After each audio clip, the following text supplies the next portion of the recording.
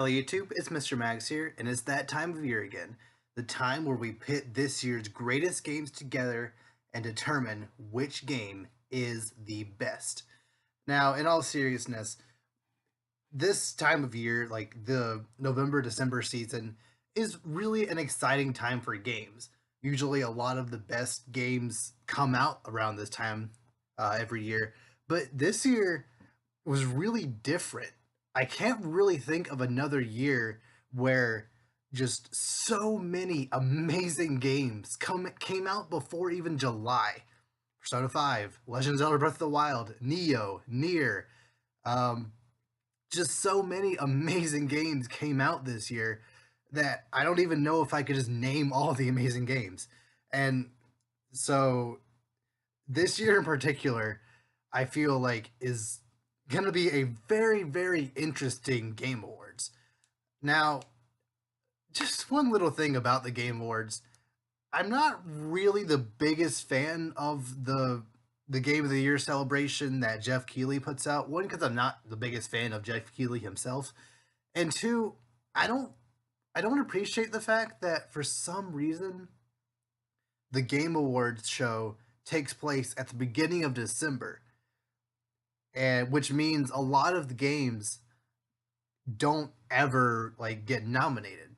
Like 3 years ago in 2015, yeah, in 2015, um, uh, Xenoblade Chronicles X, Just Cause 3, and Rainbow Six Siege weren't in the running that year simply because they came out after or even during the Game Awards were happening. For some reason, they cut off the last day of games that can be nominated as Black Friday or something like that. So a lot of those games aren't allowed to be in the running. Same thing this year with Xenoblade Chronicles 2. That game won't be in the running for RPG of the year simply because it's coming out after the line is set. For some reason, I don't know why. Considering how every other industry, music, movies, etc., do it either towards the end of December or even sometime the following year in January or even in February sometimes. I just feel like that makes more sense, especially since games are still coming out. But whatever. I guess honorable mentions to Xenoblade Chronicles 2 this year. I have a feeling that game will be special. It's not my personal type of game, but I have a feeling that game will be a lot of people's RPG of the year in a lot of people's eyes. But we're not going to be talking about that game today. We're going to be talking about all the other different categories and games that are on in the running for the different categories for this award show. And I just thought it would be fun to just give my thoughts and predictions about what I personally feel is going to win each category. And again, this is just my personal opinion. I definitely haven't played many of these games on the list, especially since I'm a primarily Nintendo gamer. So I haven't played many of these games. I have dabbled here and there in other games, not Nintendo, but for the most part, I'm going to be looking at this list with a Nintendo gamer mindset. So keep that in mind. So, oh, and I'll be leaving a link to the categories in the description. And I'll be starting from the bottom going up since I want to end this list with the actual the Game of the Year award. So, starting from the bottom, Best Chinese Game. I don't know why this is a category. I can't even do a fan vote for this, so I'm just going to skip it. If I had to choose, I guess Icy looks the coolest. I don't know anything about that game. It's in Chinese. I don't know. But moving on to a category I actually care about. Best Debut Indie Game. We got Slime Rancher, Mr. Shifty, Hollow Knight, Golf Story, and Cuphead. I'm not I don't really know much about Slime Rancher, but those other four I've heard a lot of amazing things about, especially Hollow Knight and Cuphead. I've actually played a little bit of Cuphead, and it looks and plays. It's a hard game. Don't get me wrong about that. It is hard, but there's just something about that game that like it's one of the most. I can't even put into words just how I feel about that game. It is just so amazingly crafted. Just the way it looks, just the way it plays. So, however good Mr. Shifty, Hollow Knight, or even Golf Story are, which Golf Story, an RPG based around golfing, which is actually good, which is impressive considering I don't like anything to do with golf. So if there's actually a good golfing game, I give it props. But for however good those four games are, I personally feel like Cuphead deserves this right here. Um, and clearly people show that they want these types of games in a world where developers are trying to say, "Oh, single player games are dead. The future is multiplayer." For Cuphead to sell over 1 million units in its first week, actually even less than a week, and it's still selling like crazy, I feel like it deserves anything it can get this year. So next, best esport team. Again, I don't know much about anything really going with esports. The only real esport team or esports scene I really am interested in is the Smash Bros team, or Smash Bros competitive scene. But I do recognize Team Liquid. I don't know what they do, but I recognize that name, so I'm gonna give it Team Liquid. Same thing with best esport player. I don't really recognize any of these guys except for Jae Hong, who is a Overwatch guy who I also kind of watch from time to time. So I guess I'll give it to him. Okay, best esports game. Um, Now I actually play Overwatch a lot, not competitively, not at all competitively, but just just playing it casually with my roommate and just that's a really fun game. There's a reason why it won Game of the Year last year. So yeah, I personally am gonna have to give this to Overwatch. Rocket League looks fun. League of Legends and Dota 2 are obviously two of the biggest games ever. They're essentially the face of esports, and I'll give them that. Like they are amazingly popular and fun games from what I can tell, even though I can never really tell what is going on the screen at any given point. Whenever I watch gameplay of these games, I'm just lost entirely, which is something you can't say for Overwatch or Rocket League or even Counter Strike. But just as far as what I personally have played and what I feel deserves it, I'm going to give it to Overwatch. Trending gamer. This category has always kind of confused me, because it always kind of seems like there's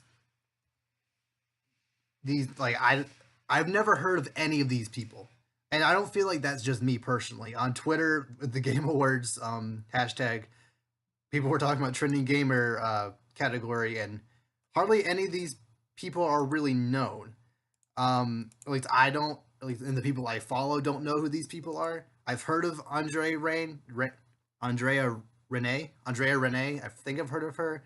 I think I've heard of Steven Spone, but none of these other guys I've heard of at all.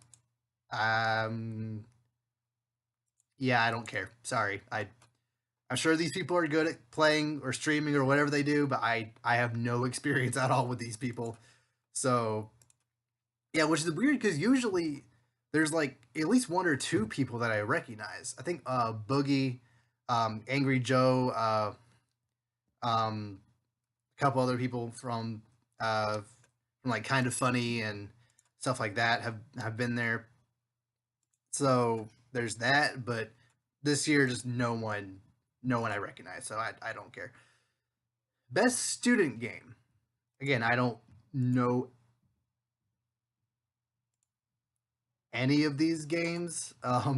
If I had to pick one, just by the look of it, probably Impulsion, just because it looks cool, I guess, just from the thumbnail.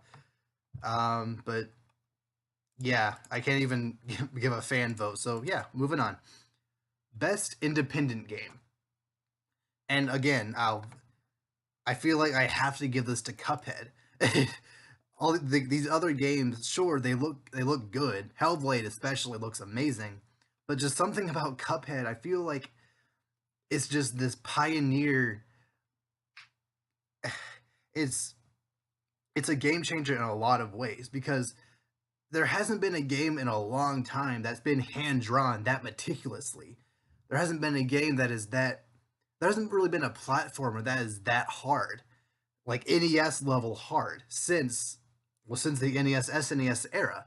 So this game, I feel like, is just like a microcosm of everything that the video game industry needs right now. An amazing, well crafted, well illustrated, well designed, just single player game that people are loving and enjoying and just playing the heck out of.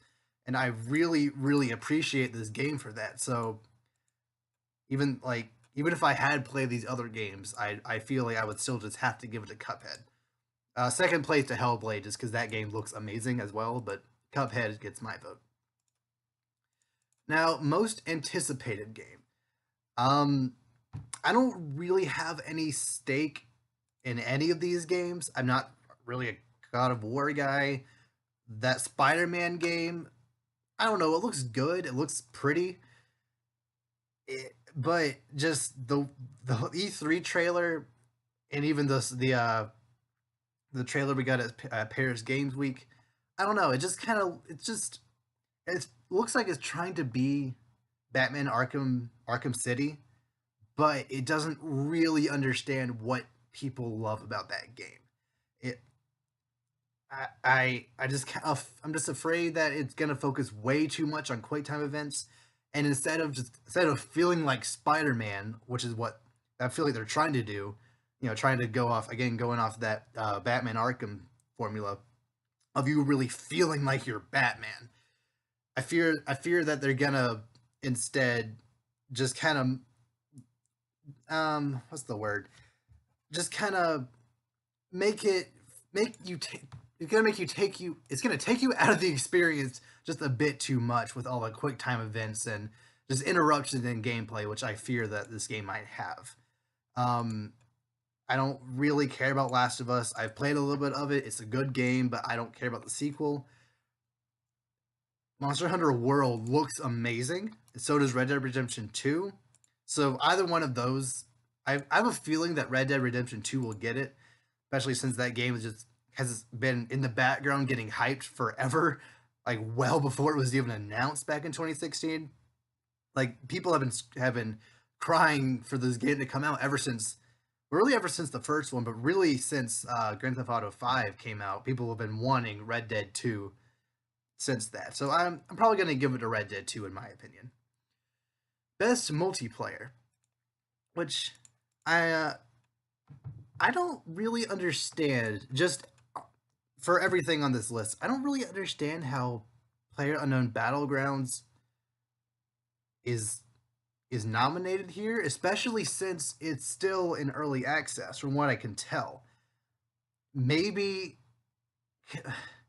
maybe you can play the full game now. I'm not sure, but from what I can tell, last I heard at least, I think it's still early access, so you can't even play the whole game yet. I think the game is going to be officially released next year. So what does that mean for PUBG? If it does win an award or two here, does that mean it's also eligible next year because it's actually being released next year, or is this the only year that it can actually be, nominated for best multiplayer and whatnot? But I don't know. I'm a bit salty about the fact that just how much prevalence PUBG is getting on this list, but as far as my money goes, I'm going towards Splatoon 2. Splatoon 1, it won Best Shooter in 2015 when it came out. So I have a feeling that just considering how much better Splatoon 2 is than Splatoon 1, and it is a better game. It's just an overall, it just feels better to move around. The weapons are overall better. The maps seem just a bit tighter. Also, the single player, it's on par at least. So yeah, I'd probably give it to Splatoon 2. I don't really feel like Mario Kart 8 Deluxe deserves it, considering it's a remaster or port or whatever. So yeah, best sports/racing game. I don't care about sports games, but if I had to give it to one, I guess I would give it to GT Sport. since I kind of feel like that's the only game on here that doesn't rely heavily on microtransactions and stuff. I heard that NBA 2K is apparently really good this year, but I I have no stake in this race. Just moving on. Best strategy game. Now I haven't played any of these games, but I'm just being a fanboy, I guess, and I'm gonna give it to Mario plus Rabbids Kingdom Battle. I have a feeling like XCOM 2 is gonna win simply because it's the bigger name, and it's probably a better game than the others on here. But I don't know, that Mario being in the name of Mario and Rabbids, that makes me want to vote for it, even though I haven't played it. Although I heard it's a really good game, and the fact that it's called Mario plus Rabbids, no one expected a game involving the Rabbids to ever actually be good. So it has its credence there. Best family game. I don't really like this category, to be honest. It just feels kind of patronizing. Like, it's almost like they felt, hey, we don't really have a place to put all these super colorful and objectively amazing games. We don't have a place to put all these games that aren't considered hardcore. So let's just make a brand new category and call it family games. I, I it's gotta be Mario Odyssey, either that or Sonic Mania, an actual good Sonic game in this era of terribleness that is Sonic Forces and other Sonic games that have come out in the past decade. Just either Sonic Mania or Mario Odyssey, I feel deserves that list. Or really any of these do. I feel like Mario and Rabbids is a bit too technical. It is a bit too hard for the family to enjoy. Splatoon 2 is fun for everyone, of course, but Sonic Mania or Mario Odyssey, I feel like either one of those will deserve it. We'll get it, and I'll feel happy. Best fighting game. Now this is interesting. I'm actually not going to give this one to ARMS, since I feel like, considering just how good Tekken 7 and Injustice 2 are, screw you, Marvel vs. Capcom, considering just how good those Tekken and Injustice are, I feel like a more traditional fighter should win over ARMS. Even though I played a little bit of ARMS, it's a really good game, but it's just not on the same level of technicality that Tekken or even Injustice are. And I don't know a lot about Nidhogg. I've heard it's a good game, but I don't know if it'll stack up to Tekken 7 or Injustice. And I swear, if Marvel vs. Capcom Infinite wins over Tekken or Injustice, there's going to be a problem. Because that game does not deserve anything. It plays slower than any other Marvel game before it. The character roster is way... I can make an entire rant video about just how disappointed I am in that game.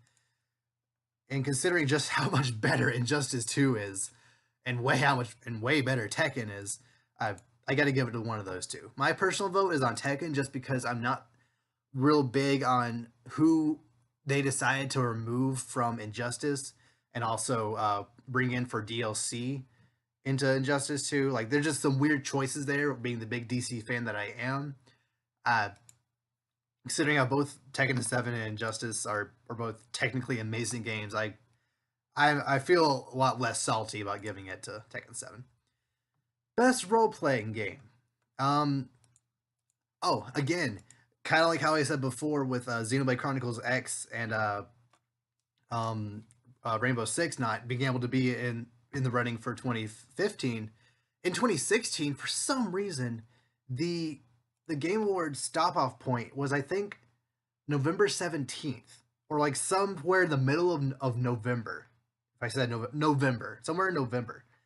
Meaning that Final Fantasy 15, which came out, I think, on November 28th, or whatever Black Friday was, or the Tuesday before, or whenever, that game wasn't in the running for anything in 2016. Neither was The Last Guardian, which is so weird, especially for 2015, which people consider the year of dreams, considering just the fact that both Final Fantasy 15 and The Last Guardian were both considered games that were never gonna come out. Like, there were jokes about the fact that neither of those games were ever coming out.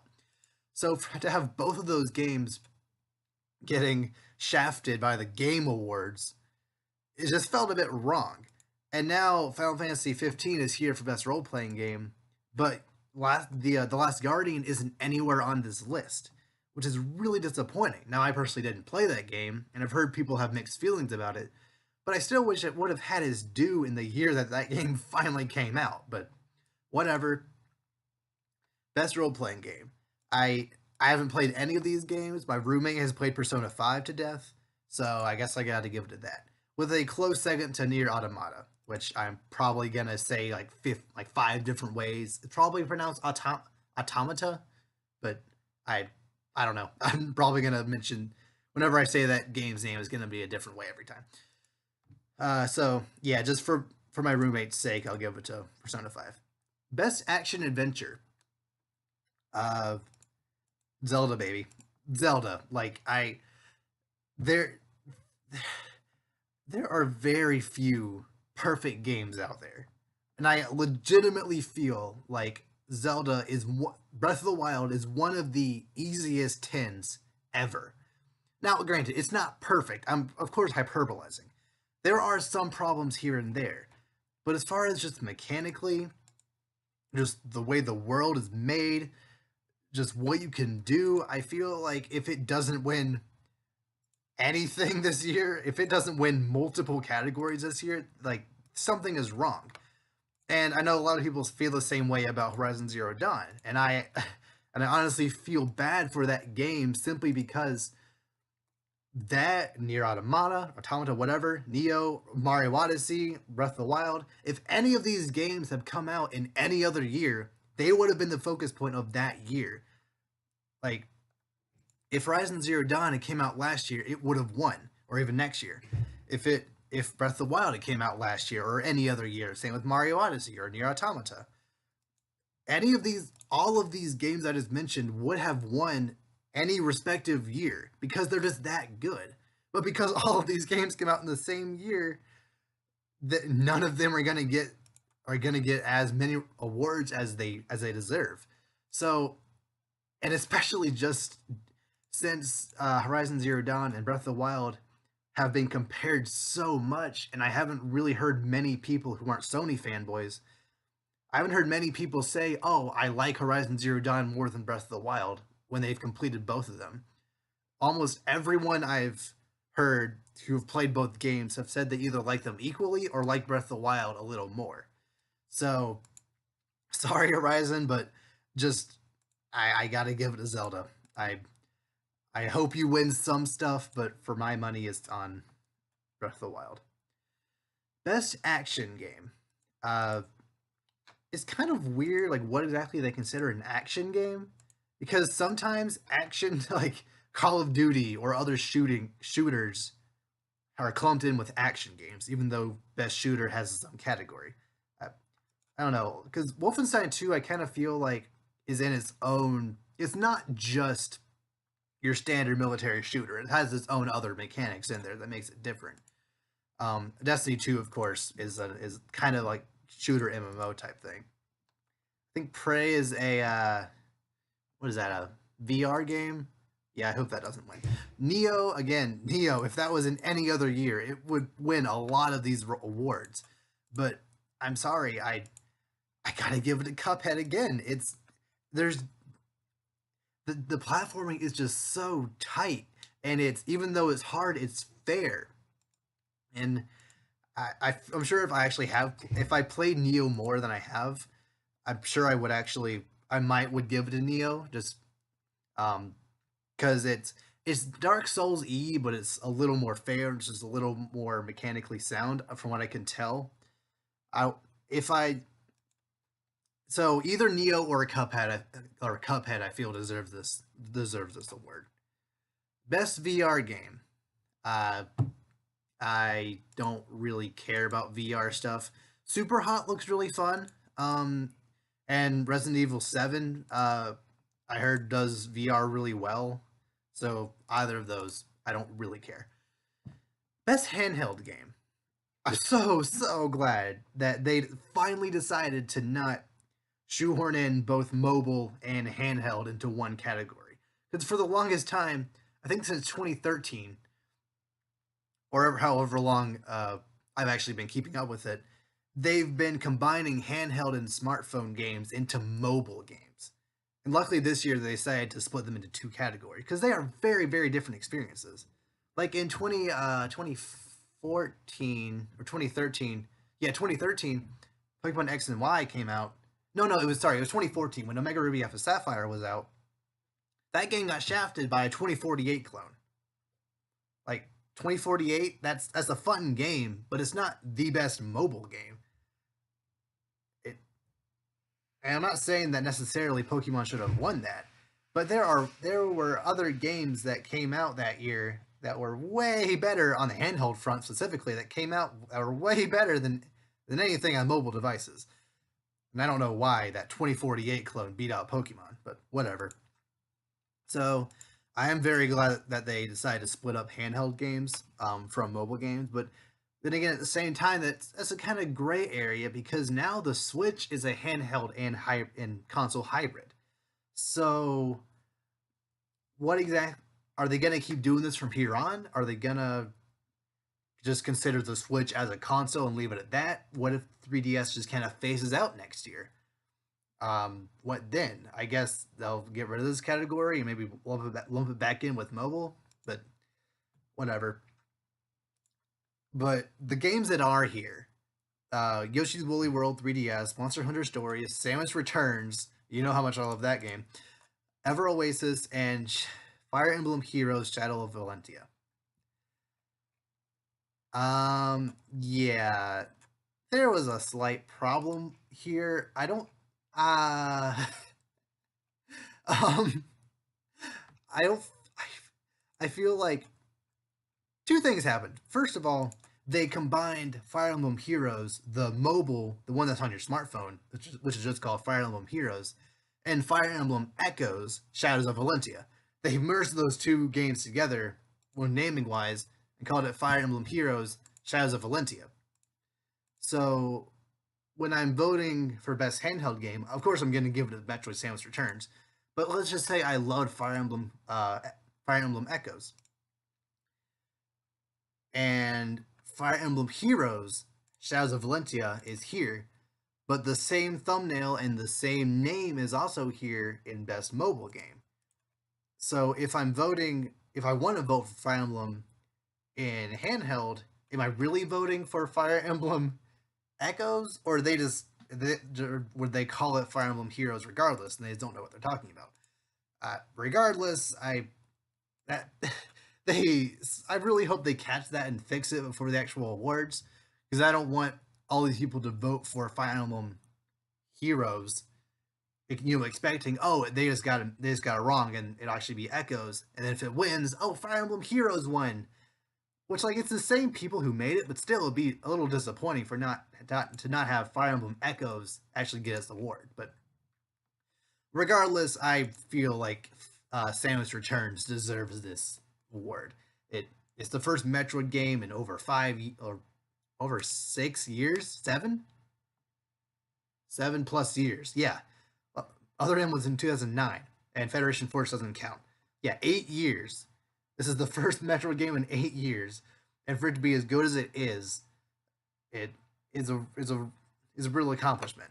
So yeah, I really hope that game wins. Best mobile game. I've played some of Fire Emblem Heroes, so I guess I'll give it to that. Yeah, I don't really know any of these other games. I have Super Mario Run, which I'm sure is fine, but I haven't played it, so Fire Emblem Heroes it is. Best ongoing game, which again, PUBG is on this list, and from what I can tell, that game isn't even out yet. But whatever. I gotta give it to Overwatch. It just they keep bringing out new characters, and what Moira? I think that's her name. It's coming out soon. A new support hero. That's amazing. Just get more variety there, and just new events every season. I just feel like this Overwatch deserves best ongoing game. Again, like I said before, there's a reason why this game deserved Game of the Year last year. So yeah, games of impact. I don't I don't feel qualified to talk about this category. I don't really know what they're looking for. I've heard Night in the Woods is good, so I guess I'll give it to that. I have no idea any.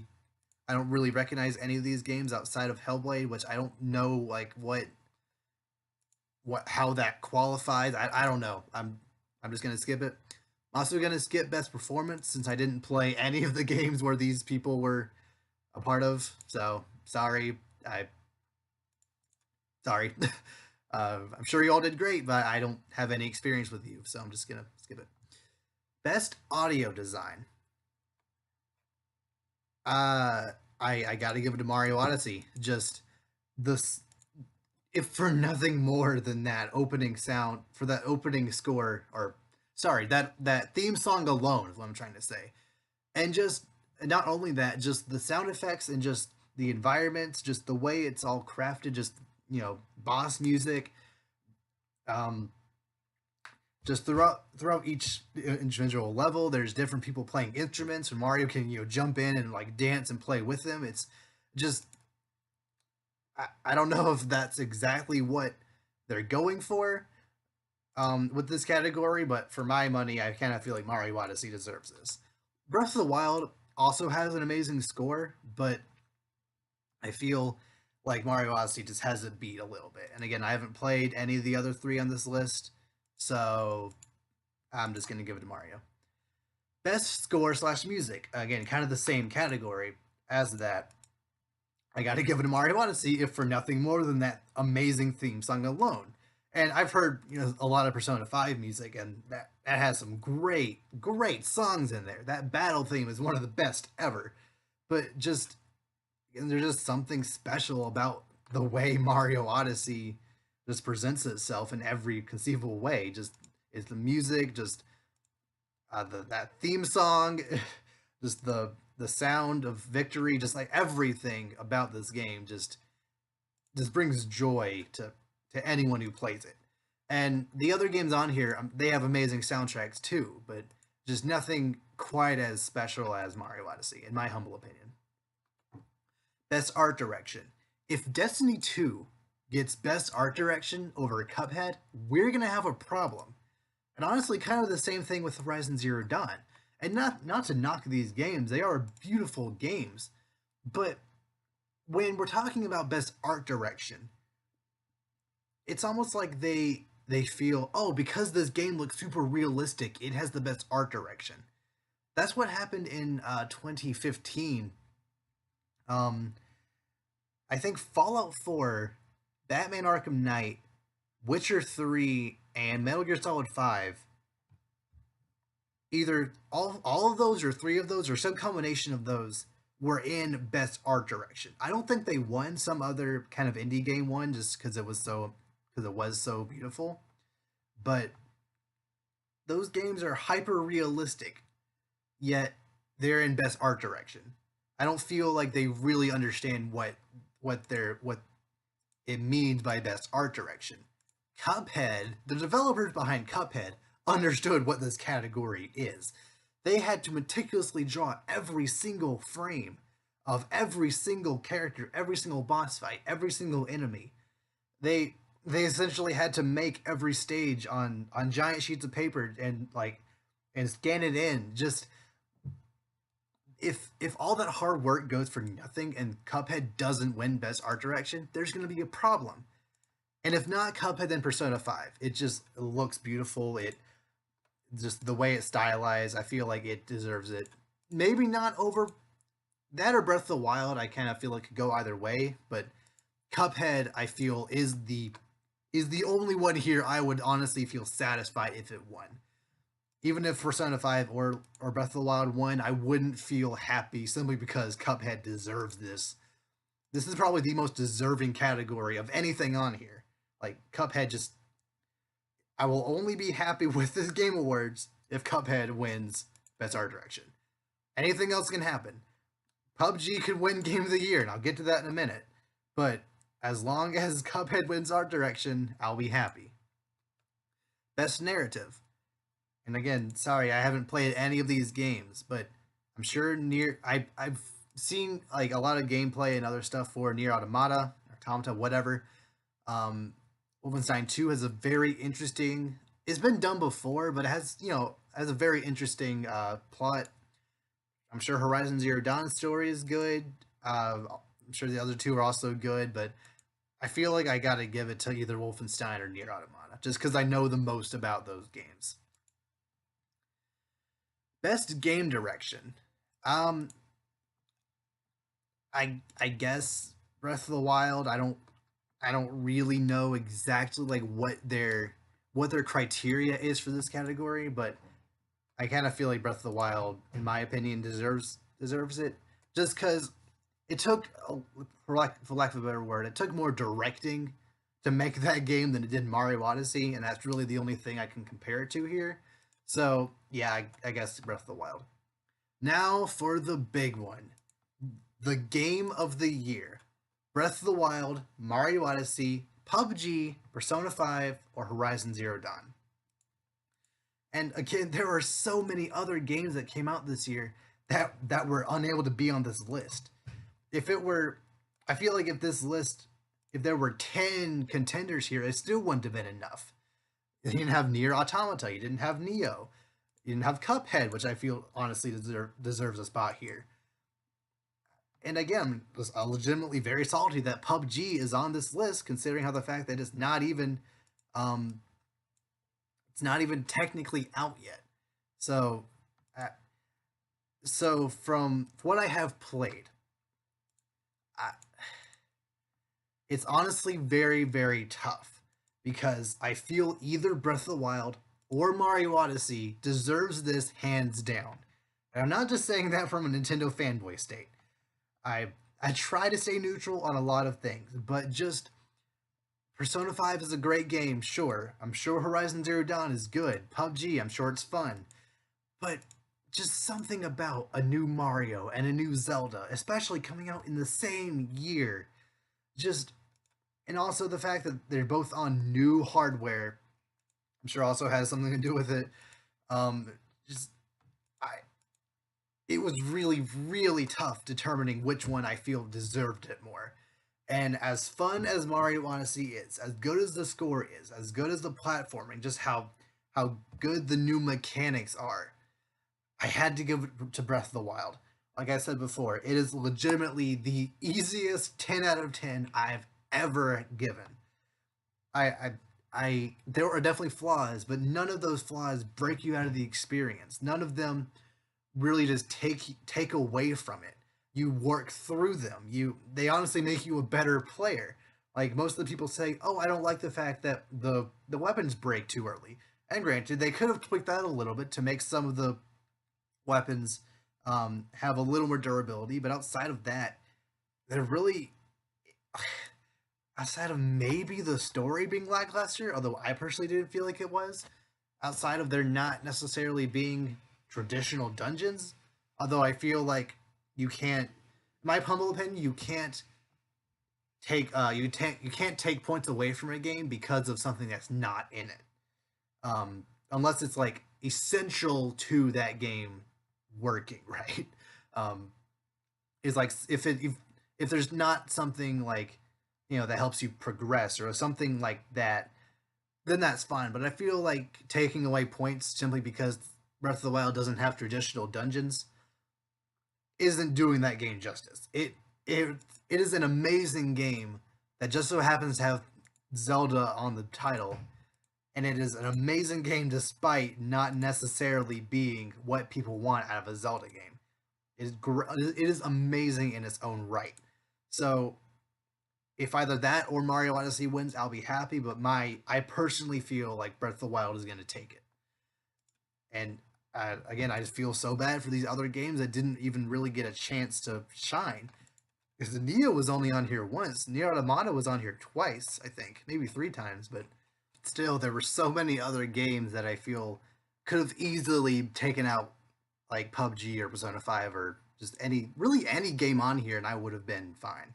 So yeah, leave a comment down below. Like, what game do you think is gonna win Game of the Year, or even chime in on any of these categories? I like to have a discussion going. Do you agree with me that Breath of the Wild deserves it, or do you not agree that on my criticism of PUBG?